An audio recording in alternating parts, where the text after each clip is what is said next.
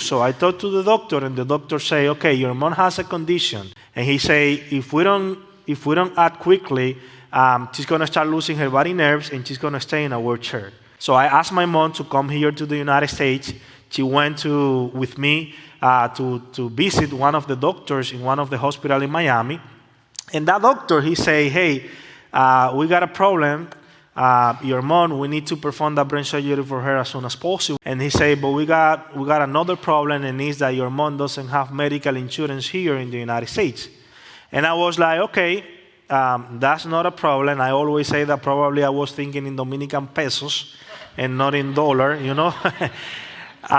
because I look at him and I say, that's not a problem. Like, how much it is, And he say, well, if you have $55,000, we can prepare your mom, and in 2 weeks we can, perform that brain surgery for her. So I look at him and I say, well, we don't only got a problem, we got a big, big, big problem right now.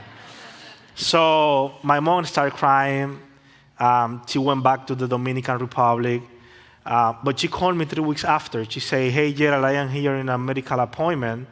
I mentioned your name, and there is a person here that is asking me about you. And the long story short is that she said, I need to call my son in the United States. His name is Gerald Lorenzo.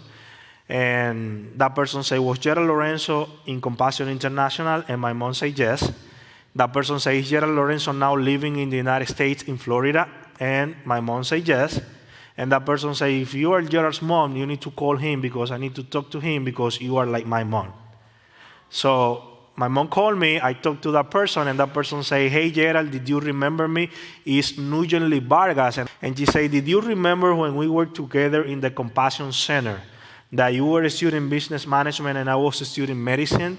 I said, yes. She said, well, I'm calling you because your mom is in my office because today I am a neurosurgeon. And I'm going to be the one that is going to perform that brain surgery for your mom because she is also my mom.